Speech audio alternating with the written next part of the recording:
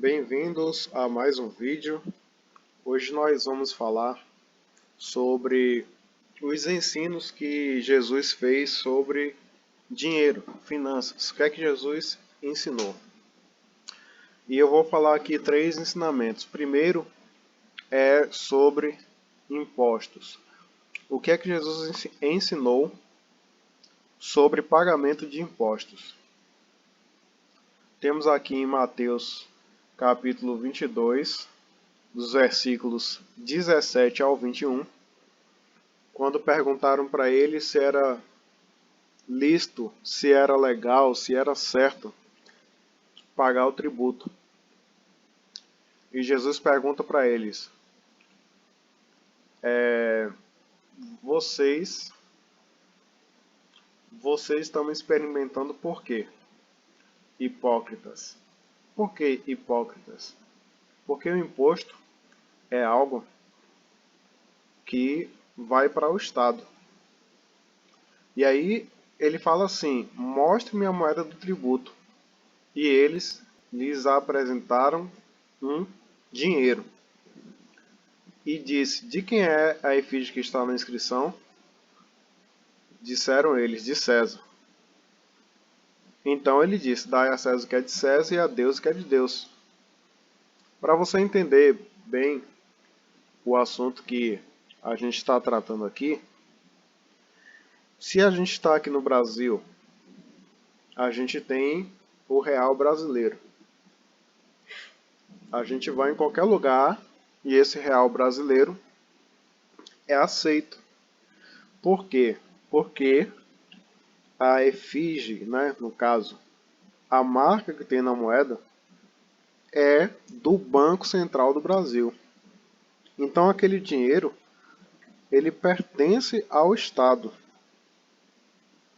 pertence ao Brasil. Se eu chegar com esse dinheiro em outro lugar, com real brasileiro, na maioria dos lugares eles não vão aceitar a moeda. Por quê? Porque é uma moeda que pertence ao Estado. A gente acha que pertence a gente, mas na verdade pertence ao Estado. Se a gente chegar na Europa, vai ter o euro. Com exceção de Inglaterra, que tem que ser a libra esterlina. Se for nos Estados Unidos, o dólar americano. No caso do dólar americano, ele consegue vender em vários lugares. Mas a chave aqui é o seguinte: o dinheiro pertence ao Estado, é o Estado que emite o dinheiro. Então, se a gente deixar de pagar ao Estado uma dívida que ele mesmo produz, significa que o Estado ele pode fazer alguma coisa contra nós. E Jesus ele falou: olha, dá a César o que é de César e a Deus o que é de Deus. Ele inclusive, quando precisou fazer uma pesca para entregar ali o imposto, ele tirou da boca do peixe, um dinheiro para poder pagar o imposto por ele e por Pedro.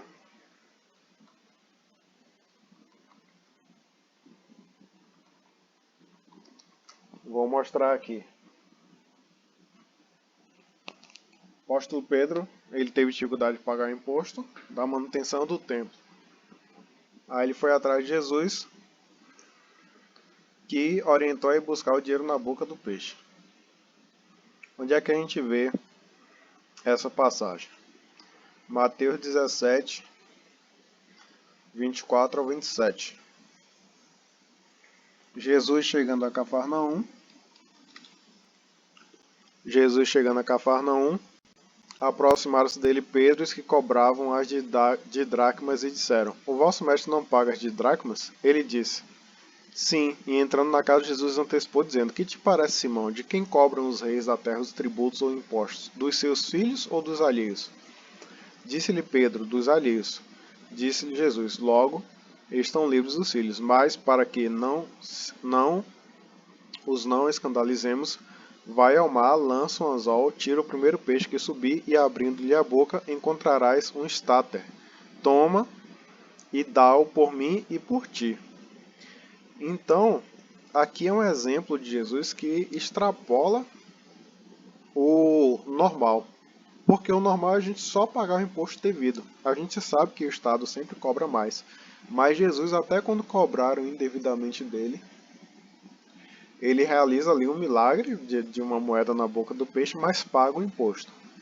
E o apóstolo Paulo, ele complementa essa informação também, quando o pessoal que está na Itália, em Roma, na sede do Império Romano, que dominava inclusive Israel naquela época, ele fala assim, ó, em Romanos capítulo 13, e versículos 6 a 8. Por essa razão também pagais tributos, porque são ministros de Deus, atendendo sempre a isto mesmo. Portanto, dai a cada um que deveis, a quem tributo, tributo, a quem imposto, imposto, a quem temor, temor, a quem honra, honra. A ninguém devais coisa alguma, a não ser o amor. Então, se complementar essa fala de Jesus com o apóstolo Paulo, com a moeda que ele tirou de imposto que ele nem devia para pagar, Jesus está falando, na sua vida financeira, não deva a ninguém. A melhor coisa que você faz, não dever a ninguém e ficar com a sua mente tranquila, sua cabeça tranquila. Porque a partir do momento que a gente fica devendo, a gente trabalha para poder ficar pagando essa dívida e a gente fica pensando na dívida e a gente trabalha e não consegue usufruir, porque a gente sabe que tem os juros, né, da dívida. E assim a gente sempre fica trabalhando para dar dinheiro para alguém através dos juros e não por nós mesmos. O segundo ensinamento que eu quero passar aqui é sobre guardar dinheiro. O que é que Jesus ensinou sobre guardar dinheiro? Ele ensinou uma parábola que está em Mateus capítulo 25, versículos 14 ao 29. De um homem que ele partiu para fora da terra, chamou os seus servos e entregou os seus bens. Os bens pertenciam ao homem. Ele entregou aos servos. 5 talentos deu para o primeiro. Talento é uma quantidade de dinheiro ou uma quantidade de quilos em prata, ouro ou qualquer outro tipo de bem que se possa negociar. Vamos supor aqui, só para um exemplo, para facilitar, vamos supor que ele deu 5.000 reais para um, 2.000 reais para outro e 1.000 reais para outro. Então, 3 servos de acordo com a sua capacidade. Guarde bem essa questão aqui, de acordo com a sua capacidade. E ele foi para longe. E o que recebeu 5 talentos, negociou, ou seja, fez o dinheiro girar, conseguiu fazer negócios e conseguiu outros 5. Ou seja, ele tinha 5.000 reais e conseguiu 10.000 no final das contas. Um exemplo, só para entender. Da mesma sorte que recebeu 2, granjeou também outros 2. Então, se ele tinha 2 kg de ouro, ele conseguiu 4 kg de ouro. Se ele tinha 2.000 reais, ele conseguiu no final 4.000 reais. 2 mais 2. E o que tinha um só, ele cavou na terra e escondeu o dinheiro do seu senhor. Muito tempo depois, o senhor voltou e fez as contas. E aí, tudo bem, com o que entregou 5, ele granjeou mais 5, parabenizou. O que entregou 2, ganhou mais 2, ele parabenizou. E o que aconteceu com eles? Eles ganharam mais responsabilidade e tiveram mais bens nas suas mãos. Mais dinheiro para administrar e ficaram bem vistos pelo seu senhor. Tanto o que tinha 5 conseguiu mais 5, quanto o que tinha 2 conseguiu mais 2, porque foi de acordo com a capacidade de cada um.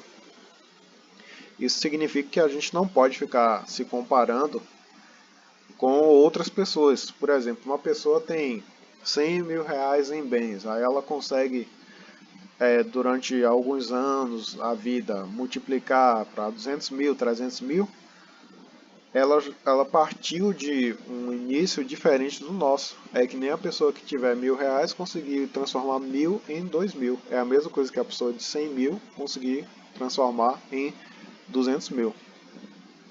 Só que o que recebeu um talento, que foi a menor quantidade, ou seja, o menos capacitado para negociar, ele enterrou o dinheiro, escondido na terra.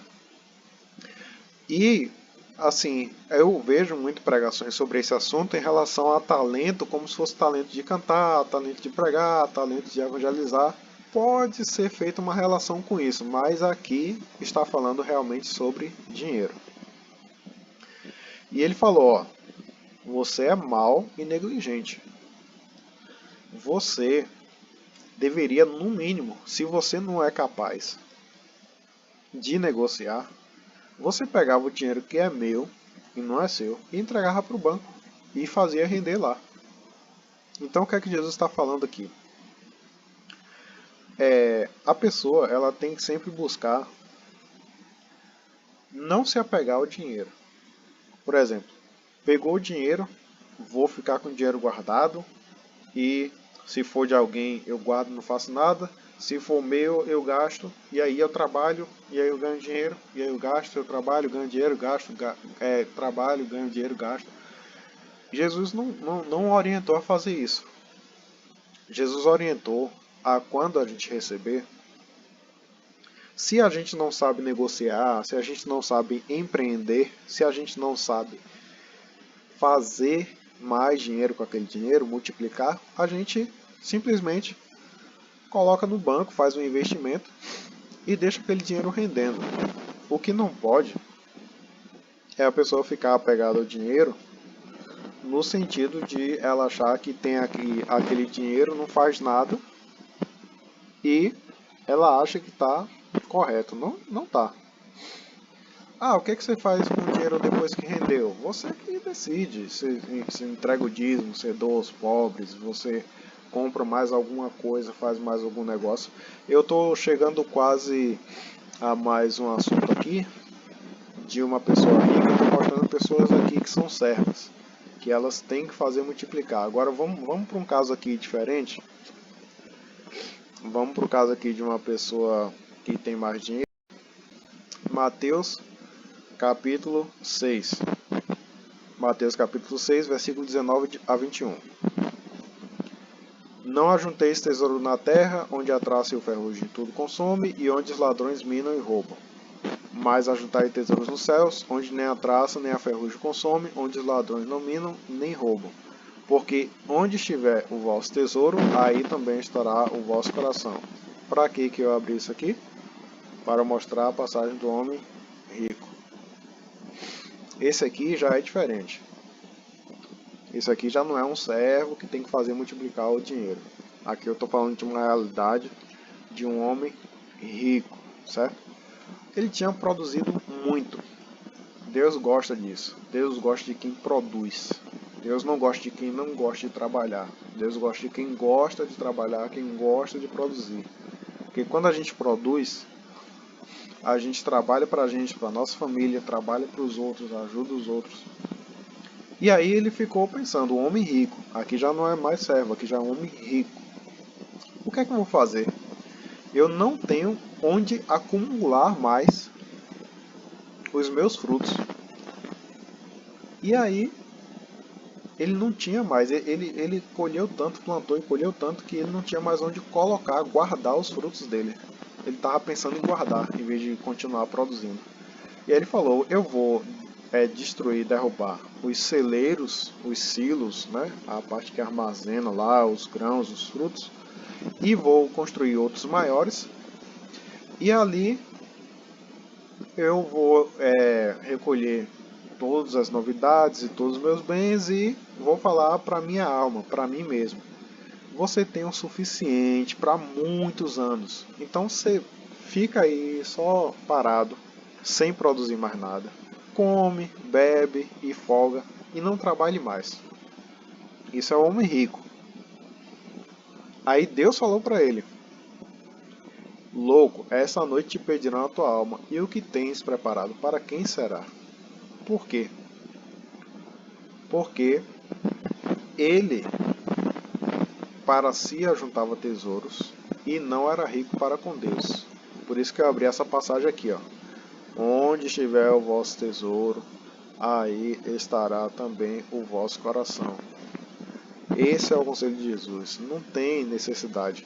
Você sendo servo, não tem necessidade de você pegar e enterrar o talento, o dinheiro e achar que aquilo ali vai te guardar de alguma coisa. Você pode ter uma reserva de emergência, mas uma reserva de emergência que sempre esteja aplicada em alguma coisa, e não aquela ideia de colocar debaixo do colchão, debaixo do travesseiro. E aqui, ó, ele estava com o tesouro, estava com tesouro no coração, dinheiro, só pensando nisso. Onde estiver o vosso tesouro, aí estará o vosso coração. Qual o tesouro dele? Dinheiro. O coração dele estava no dinheiro, terreno. Ele só estava pensando na vida terrena. E Jesus falou: olha, você não sabe, mas essa noite você vai morrer, e aí, para quem será isso aí que você está fazendo?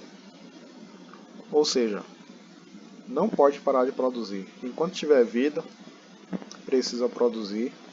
Claro que com a idade passando, você pode ter a opção: ah, não, aposentei e tal. Não pense só em gastar, você vai entrar talvez em uma depressão, em alguma coisa assim, porque a pessoa que fica sem fazer nada não é a vontade de Jesus. Jesus não criou o homem para ficar parado, só gastando, só ficando sem trabalhar, sem fazer nada, entendeu? No mínimo que você pode fazer é colocar para render alguma coisa ali no banco, né? E aí, pelo menos isso você vai fazer, ó. Pelo menos aqui, ó.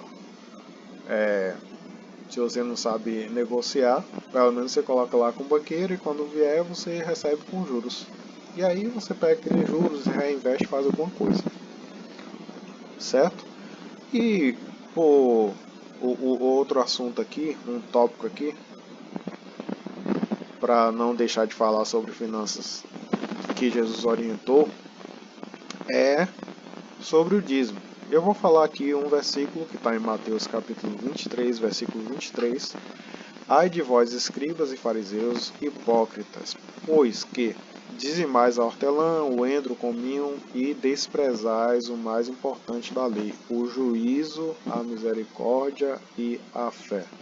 Eu não vou ter tempo para falar sobre o juízo, a misericórdia e a fé, porque o vídeo já está com 18 minutos, mas eu vou falar o seguinte: deveis, porém, fazer estas coisas, vírgula, e não omitir aquelas.